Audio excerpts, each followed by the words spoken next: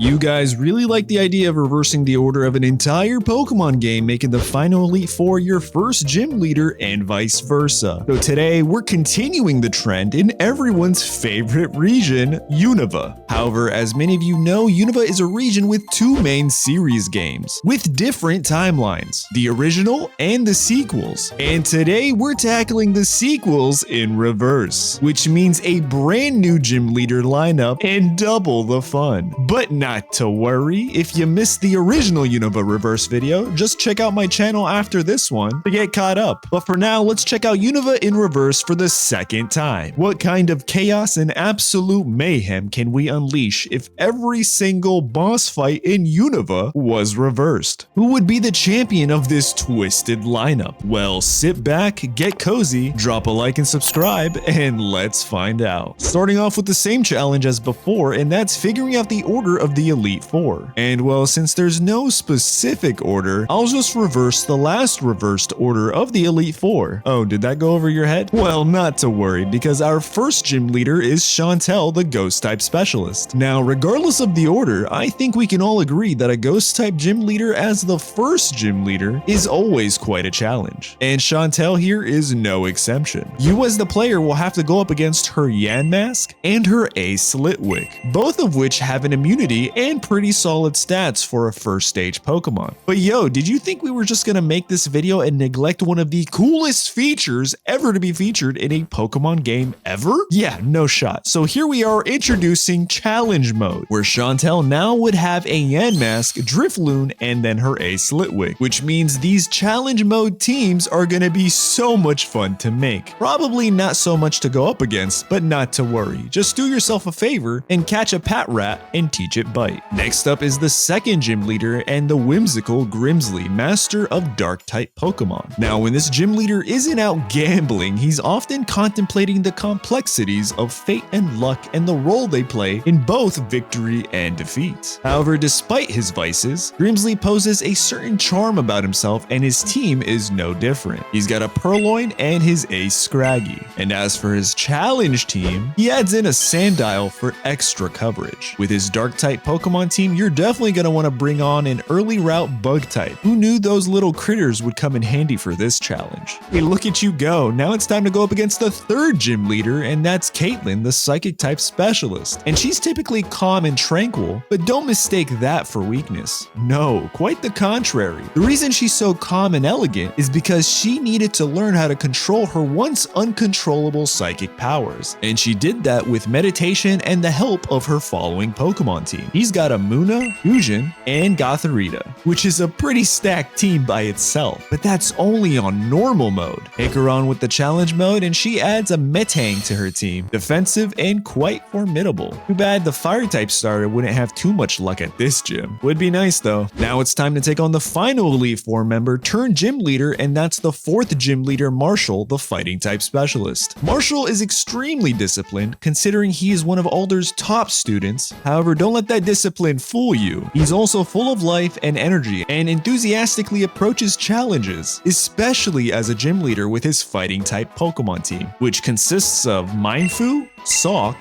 Throw, and his Ace Girder. Now, you might have noticed that our boy here has 4 Pokemon, where the original gym leaders of Black and White 2 only had a max of 3. And well, yeah, we aren't doing that. Instead, we're going to be scaling their teams respectively to add even more of a challenge and make it a bit more realistic. Honestly, that's probably my only gripe with this generation of Pokemon games. But anyway, let's take a look at his challenge team. Here he's got the same 4 Pokemon, but also adds a Lucario, adding a bit more energy to the roster. But what do you guys think? Not to worry though, because you're just built different and easily collect your first 4 badges, which means next up is the 5th gym leader, and that's the water type specialist, Marlin. He's a laid-back gym leader who's actually quite philosophical and deep, offering insights to challengers and helping them grow along their journey. But when he isn't at the gym, well, then you can probably find him in the water surfing it up with his team of Whelmer, Tortuga, Mantine, and his Ace Ace Jellicent. And as for the challenge mode, he adds a Unovian native to the team, being this Pokemon whose name I am never going to try to pronounce ever again on video because you guys chewed me up last time in the comments. And well, yeah, we don't want to do that again. His team is pretty defensive and tanky, but shouldn't be too much of a problem for the likes of you, champ in the making. Next up is the 6th gym leader and the dragon type specialist, Drayden. And this time it's just him in a single battle. He's a very wise and sophisticated gym leader that is often viewed as a mentor for dragon type tamers in training. I mean, considering that he's a dragon master himself, kinda makes for a great mentor when you think about it. His team, however, consists of some of the most ferocious dragon type Pokemon you'll ever find in Unova. He's got a Vibrava, Druddigon, Altaria, and his ace Zweilous. Remember, we decided to make his ace the Dino line while Iris was the Axew line. As for the challenge mode, he adds a Fracture to his lineup, making sure he slices through most of his gym challengers like butter. But you're made out of steel and easily get your gym badge, which means we're off to the 7th gym, and that's run by none other than Skyla, the flying type specialist. And although she also operates one of the most famous airports in Unova, he finds time to take on gym challengers and help out with many aviation tasks as needed. She does this with her team of Swoobat, Braviary, Mandibuzz, and her ace Swanna. Her team in challenge mode, however, gets a bit more spicy, and that's where she adds Sigilyph to her lineup, which is an extremely fast and destructive Pokemon, so good luck with that one. And now we've made it to the final gym leader of this wacky reversed Unova region, and it's the same final gym leader as last time, and that's the Dimmadome Clay, the ground type specialist. With the past 2 years, he has been able to multiply his construction company to every corner of Unova, all while maintaining the title as final gym leader of Unova. And he does this with the following team of Crocodile, Sandslash, Felix, Seismitoad, and his ace Excadrill.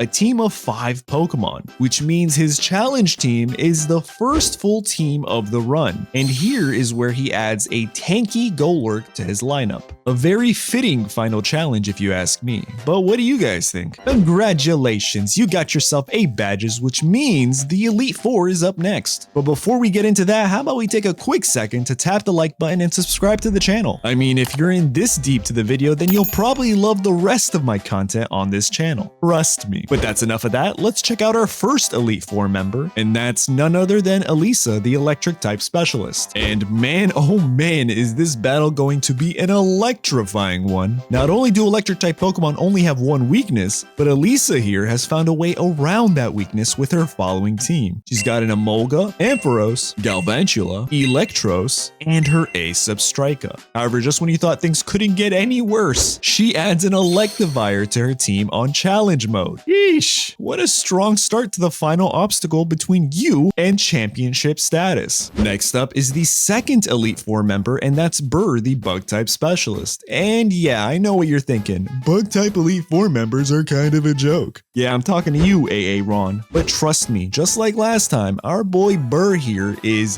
him. Trust me. He's got a stacked team consisting of Crustle, Excelgor, Escavalier, Heracross, and his ace Livani. But just like before, if you take Burr on with the challenge mode, well then, he adds a monster to his team, and that's Volcarona. I wonder how many players think they could beat this game on challenge mode. Now it's time for the third Elite Four member, and it's a new one being Roxy, the poison type specialist. And she's honestly probably one of my favorite gym leaders from the mainline games, because she was brand new, did her own thing, and also the fact that she introduced a brand new area to explore in what Game Freak typically does as a faithful remake. And I'm just so happy they added so many new things to the sequels of Black and White. But moving on to her actual team, she's got a Weezing, Muck, Crobat, Garbodor, and her ace Scolipede. But taking her on during challenge mode, and she adds a devastating Drapion. Good luck getting through this Elite Four member. But let's just say you managed to beat Roxy, well then it's time to take on the final Elite Four member, and that's Sharon, the normal type specialist, and your old rival. Man, does time fly by, because literally a blink later and Sharon, your once rival, is now the final hurdle standing between you and becoming crowned champion of the Unova League. again. But just because he's a normal type specialist doesn't mean he's going to be a cakewalk. He's got a Licky Licky, Lopunny, Bouffalant, Cinccino, and his ace Stoutland. And on challenge mode, he adds the monstrosity known as Slacking to his lineup, which is honestly pretty based to have a slacker like Slacking on the final team. And there you have it, you defeated the Elite Four, which means it's time to check out this region's alternate surprise Pokemon champion. And we had a ton of options for this one. We could have gone with Alder, Iris, heck, we could have gone with Colress again, but instead I thought, why not something no one will expect? Introducing Emmett, the Pokemon champion, and your final challenge. I thought this could be a cool nod to the fact that his brother got launched into the past in Legends Arceus, and well, maybe this is an alternate timeline where he searched for his brother and ended up becoming the champion, who knows. But as for his team, he's got an Archeops, Stunfisk, Durant, and the three Swords of Justice, being Cobalion, Barakian, and Virizion. You see, in search of his brother Ingo, Emmett uncovered a strength hidden deep within himself, and in doing so, became the legendary Trio's Keepers. Oh, and that's all on normal mode. You decide to take Emmett on challenge mode, then he replaces his first three Pokemon with Tornadus, Thundurus, and Landorus. And before you chew me out in the comments down below, listen, I don't make the rules, I just make the videos, which I guess means I do kind of make the rules, huh?